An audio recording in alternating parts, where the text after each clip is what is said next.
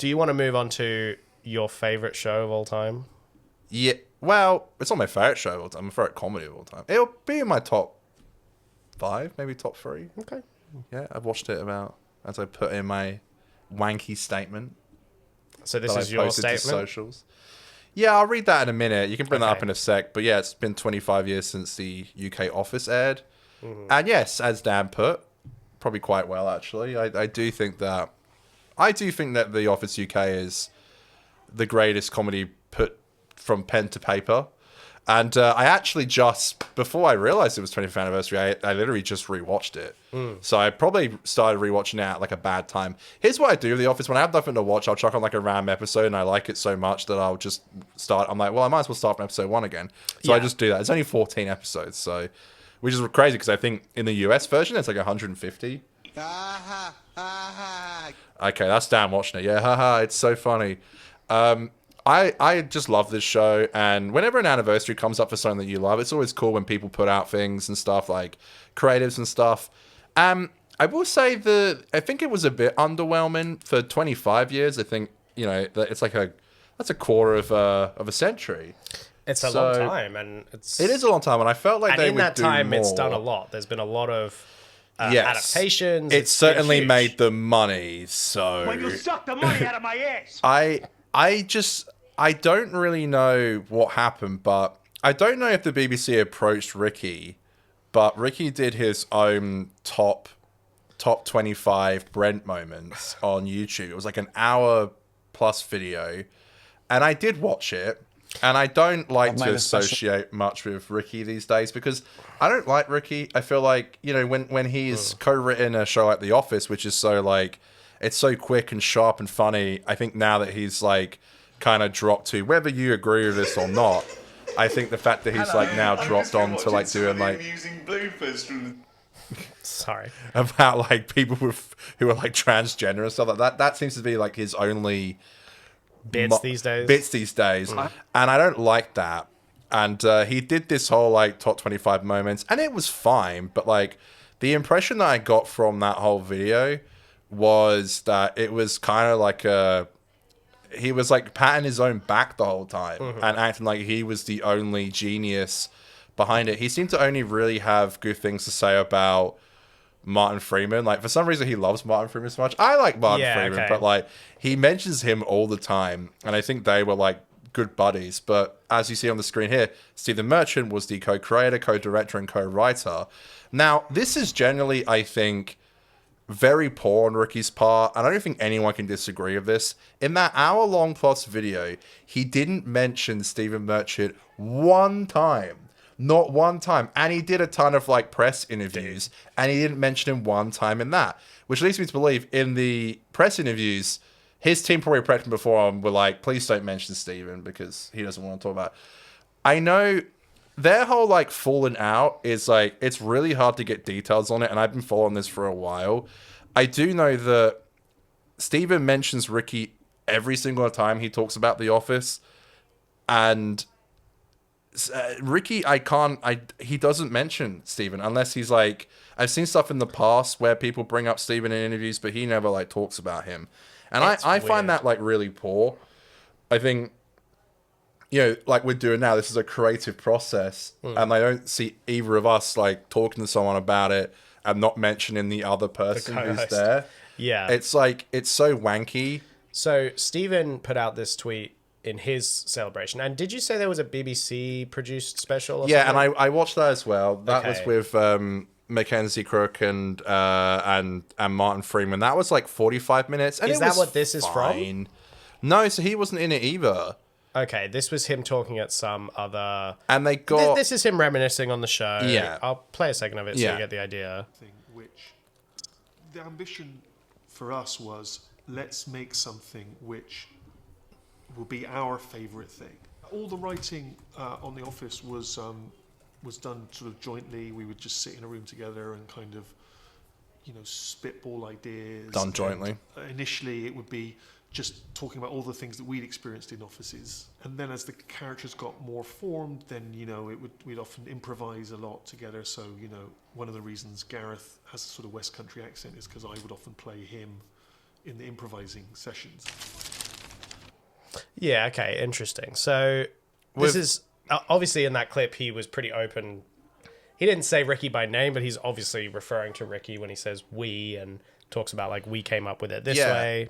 It's funny as well because Ricky was in front of the camera for 90% of the show. That means that Steven was behind directing, and obviously you can give directing notes while being on screen, but like that show is so well directed, like it really is. And I have nothing but tons of respect for Steven, and yeah, it's a shame that like I don't know what really happened with like this whole 25 years celebration with the BBC. Like it was really cool to see like Mackenzie and Martin together, and Lucy Davies, who played Dawn Tinsley, she called in through Zoom. Which was really nice. And there were some really nice stories that were told, and there was a little bit more of a peek behind the curtain, but it wasn't necessarily like... And to be fair, they've been talking about it for 25 years, so there's not really much more you can say that hasn't been told. But I found the BBC one much better than Ricky's wanky-ass fucking show. So as you know, maybe this represents... This came up on my timeline. So hang on, Ricky Gervais couldn't persuade anyone to commission a 25 Years of The Office documentary, so he had to put together his own one on YouTube. Yeah, I don't know if that's true. I guess that's like more speculation. This person says he presumably put it out for tender and wanted too much money. And he wanted too much money and control over it, so was forced to make and broadcast it himself. Well, I was saying this to you, like, obviously, we love YouTube. We are YouTubers, and I have no issue with him doing the whole YouTube thing. Like, that is cool, and I think a step in the right direction. But as I was saying to you through text, the show wouldn't exist without the BBC. So I feel like maybe it was just, like, the polite thing to do. Yes, maybe not as many people would have watched it. But, I mean, it's not accessible in Australia. I had to put on my VPN and watch it on iPlayer, the BBC Isn't it on BritBox? For the documentary. For the 25 reminiscing. Of course, yeah. It was like on iPlayer, so I had to use my VPN, which was like annoying. And I understand like less people would see it, but well, this is Ricky's YouTube channel, and he's so teenage boy coded in like the worst way. This is his next special, Ricky Gervais, legend. You know what I mean? It's like, come on, man. Come on. What are we doing here? So, I checked it out because I heard that it was on. Let's look at his last videos. A clip from his comedy program. Nothing gets off limits. The line that broke Martin Freeman, like you said, Martin Freeman. Yeah, he loves Martin Freeman. It's like his favorite guy. Ricky Gervais's Alley Cat's first look. So absolute clip wank from his new Netflix. Shut up! Tax That's write-off. so dumb. Is a show when you see a show like this, you're like, is this actually a show or is it like a tax write-off for everyone involved? Like, I don't even know. Ricky and Netflix, they're like peas in a pod. And then we have, as you pointed out, or as you told us about, the 25 greatest David Brent moments. So I thought, when I saw this, I thought this was more like a, sometimes TV, YouTube channels will post like compilation clips. Yeah. And I thought that's what this was.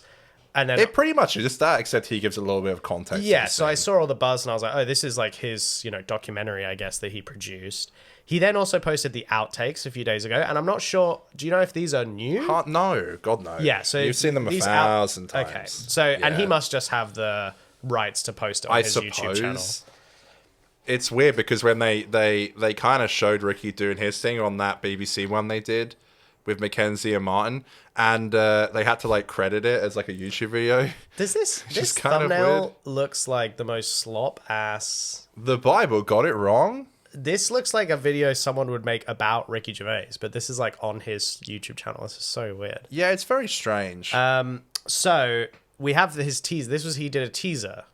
Brent is back. Ricky's best Brent moments. Sort of. Doing his cliche. Everything's so hilarious. Yeah, David Brent is back. Sort of. So we've got that lined up. So let's see how he opens this.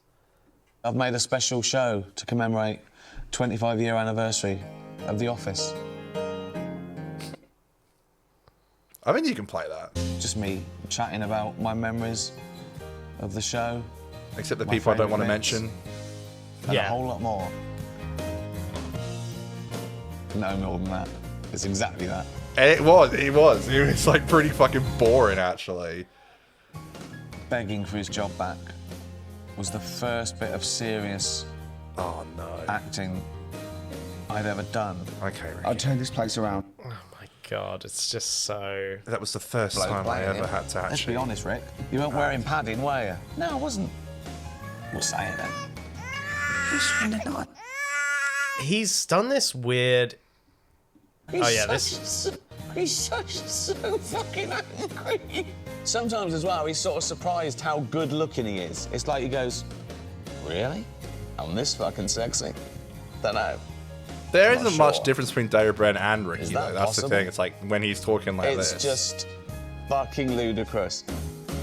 Firstly, what the fuck are you talking about, Ricky? Good looking? Like, what do you... Like, I'm not being... trying to be mean, but that's not a part... Like, what is he talking about? That doesn't happen in the show. Well, I think he was referring to the fact that David Brent thought that he was like a hunk. And I guess, but again, That's what I took from think that. that comment and just the general way he's looking at it, he's kind of morphed into his own version of David Brent. I yeah, think he has. when he played David Brent, that was a satire, right? That Yeah. was like him making fun of that kind of a person and putting them on display. But then I think he's just kind of embraced that persona a little bit too much, and now he's become a half, Frankenstein version of Ricky Gervais and David Brent all in one. Yeah, so these are the outtakes. I had these. I've just been watching some of the amusing bloopers from the TV series The Office. That's when, during a take, one of the actors, me or one of the other Fucks actors, up. sort of laughs and, Yeah, so this is You know, obviously fucks up. Doesn't he say that? Because I've seen this like years ago. mucks it up a little Yeah. bit. Do you want to see Oh, something mucks that it up, fucked right. up? There you go. They fucks up. There you go. Okay, Yeah, okay. So, I guess that's Look, fine. He produced the show. He has the right I to hate post. to give Ricky Gervais credit, but his performance in that show is so good. It's a good performance. I I'm think not it's gonna- more than good. I generally think it's Yeah. I think it's fucking great. It's I kind of... love it. I can't get enough of that show, and I just wish it's like you used to be such a huge Louis C.K. fan, and it does suck when like these people that you love and are such inspirations to you just later become these like. I mean, Ricky is a hack and a sellout. I think he probably admitted in like a joke. Oh yeah, in the first minute of his Sellout? Yeah, 25. enough money. I have YouTube Premium, so I don't get adverts. But in the first like minute of him doing the 25-year celebration video, he's like, "I get to monetize it, so I make money." Like that's literally every one of his jokes is like just saying how Yeah, rich I love he is. making money. I love money. Suck the money out of my ass. I get to monetize it is and this make where he money. says it? Yeah, it'll be like a hello minute. and welcome to my YouTube channel. I've had this channel 20 years now and I've done fuck all for it. Coincidentally, it's 25 years since The Office first aired. So I thought, oh, hold on. That's a bit from the show. Let's pick your 25 best Brent moments, Rick. He's almost doing like a Here they Brent are. thing as well. Me talking about them. But you see, He's doing like a Brent bit, not- and it's like lame. it's not as entertaining when you're doing the Brent. Yes, because exactly. You're a fucking multi-millionaire Yeah. celebrity. He lives in Slough. Like David Brent, the joke inherent in the show is that he is constantly punished by like the universe for being the asshole that he is. Like he doesn't have a nice life. He's not rewarded by society. I don't For think all of Brent's his an shitty asshole. behaviour. I think he's like. No, I it's complicated. Of course, It's complicated. He can be an asshole, but, But I what don't I'm think saying that's is what he's the show trying doesn't. to be. The show presents that he clearly does not get rewarded for No his behavior. No. Whereas yeah, Ricky at all. has has nothing- been rewarded. Yeah, exactly. Very generously. And he just continues to act like an asshole. It's like it doesn't we don't give you the benefit of the doubt, dude. Like we might give someone like Brent a bit of benefit of the doubt in some of the show because we see that his life is like pretty shit. But like you are a live, sad, strange little man. yeah, he is. Briefly, showing you the clip. Monetizing it. At last. It's not that. At last? What's so funny? Like What do you mean at last? You've he- been making money from this show for the last 25 years. Like, I guess that's the joke. And you I can don't obviously know. they ripped it obviously from the BBC YouTube channel because you can see there it has the BBC strong language and adult humor. Which they is obviously from their ripped YouTube it. channel. They obviously ripped it from the channel, Yeah, okay. from I the mean, BBC channel. Get right into Martin Freeman. Yeah, there you go. And he would tell me, and it's because every day on the way to filming, when we were doing The Office, I'd get a little text from Martin Freeman, and he would tell me I'm mates with the guy who was the Hobbit. the word or phrase or sentence that was going to give him trouble with corpsing. And It was on the written that day well we filmed this, I just he got just a couldn't text get through that my said, script. I prefer a flan. That is a great. And it really made me laugh, so I really relished it when I said it. That is a great scene. I hate to say it, it is brilliant. Like, it is brilliant. Does it, Yeah. you know, again, he's joking about in this special, like, and I'm monetizing it. And is that the reason that he didn't participate in the BBC Right, let me one? get all the money from it. Yeah, he's like, I Yeah. only want to participate if I can personally monetize it. Like, I'm not just going to appear for no price. Like, it's just so lame. And they better pay me. If you want to just bring up the, and you can bring up the thing that I wrote. Sorry, if you were saying something more. You can... No, so I just want to say that I think that it's complicated, and I totally understand why fans find it like really interesting to hear from the creator all these years later. I mean, yeah, there's interesting insights, and even if he's an asshole now, it doesn't mean that he can't still have like a valid perspective to provide about the making of the show. But yeah, I guess I can hold two thoughts at the same time. That like I think it's a really interesting cultural artifact, and I also think Ricky Gervais is an asshole now. Okay, this is your Facts. Well, on that note, this is the thing I wrote about The Office. So I posted this to my socials, and I didn't want to be some wanker making this massive statement. It wasn't even massive, but making this statement. But you know, it's 25 years. I thought I don't normally get to talk about the show on like my socials, and it, you know, this felt like the right time. I didn't really know what I was going to say, and I got my hair done on I got it toned on Thursday, and as I was waiting for the toner to seep into my roots, I thought, well, this is the perfect time to write it up. Okay. So I put this. Happy 25 years to The Office UK. I had to put The Office UK because I didn't want people on my socials to think I was talking about the god-awful US Office. I didn't want them for 1 second to think that. Can't have that. This show is my holy bible of comedy. I must have rewatched it about 24 times. I have a few ideas that I'd love to bring to the screen one day, and this show has always been the pinnacle of my inspiration. The first time I ever watched it in full was in 2014, and afterwards I wrote a pilot episode for a TV show called House of Lodgers, which Dan was actually in. I don't even know if you remember that, but you were in it. Do you remember that at all? Yeah, that was the best part of it, if I recall. You played a guy called Heath? Heath. Nice. I think I still have the script on my old laptop in a file somewhere. Needless to say, it was a rip-off of The Office UK and about 1% as funny. There's always next time. If you've never seen the show, it's only 14 episodes and I can't recommend it enough. A masterpiece in itself. I don't think I'll ever make something as good, but one can try. Wish me luck. Oh, that's sweet. So I thought that was short, to the point. I was going to make a thing about how I reference it in everyday conversations and do quotes and no one ever picks up on them. I was going to say that, but I was like, no, keep it short, keep it sweet. And that, look, is, regardless of Ricky, that show really does just mean so much to me. And it really will be like a pinnacle of inspiration for me when eventually I want to do stuff. So I think, you know, if it will help, it's never good to rest the success of a creative property on one single individual. You know, The Office doing so well was a combination of the people who were in the writing staff, the people who directed it, the actors like giving good performances, the just context that a show like that had not been done. And so when they were doing it, they were able to make it without being like influenced or being copying anything else. Like they were able to do something totally original, which gives you that opportunity to make something that might be better than any one creator. And, you know, maybe to hammer this point home a little bit, this is Ricky Gervais's most recent YouTube upload. Where should we draw the line in comedy? In comedy. 25 years Will later. we get copyright strike for this? I hope I haven't offended anyone with any of the subject. No, I do. That's not the point. I don't try and offend. If I have offended anyone, and I'm sure I have, I don't apologise. No, I think Brilliant. you should. You have to be able to justify everything you do. And I just think that a comedian should take you to taboo places you haven't been before. Otherwise, you could do it yourself. There's enough anodyne comedy out there just doing things, obvious stuff that, you know, doesn't make, you know, any difference at all. And there's this spate of comedians saying sorry when they go too far. Does anything you say make a difference? You know what's funny as well? I do know that even after The Office came out, Ricky would do stand-up, and it was notoriously people said that it's not his strong point.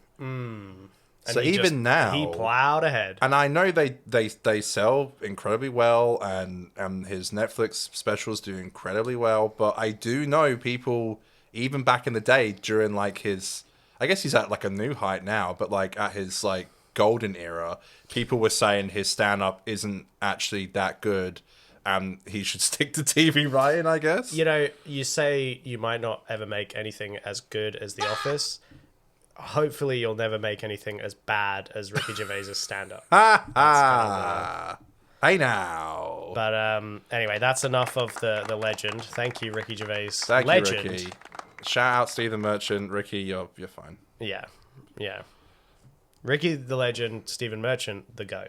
I do think Merchant's the GOAT, because everything that Ricky wrote after that I thought was a horrendous piece of shit. And one last thing I will say is I have been wanting to, for a long time, make a YouTube essay video on the UK Office. And with it turning 25, I've really got that itch. And I do really just want to compose my thoughts into one video. And it probably would be like an hour long, I think, because I want to talk about every episode. How much you love it. Yeah, pretty much. Yeah. But my point is, if I ever want to explain to someone why I love it so much, I can just link to the video. Got a spare hour? Now that's just lazy, my friend. What do you mean that's lazy? Jesus, is this fucking necessary? That'll be me when you try to. Well, you know when give me a YouTube link when I ask you. You got your a spare opinion on hour? something. Do you know when we spoke about Carl Stefanovic on the show a few weeks ago? My dad saw the thumbnail come up on his YouTube feed and he was like, well, what's your opinion on it then? And I was like, watch the fucking episode and find out. I was like, why do I need to tell you? The episode is right there. I mean, I didn't really talk much. I didn't really talk much in that segment, but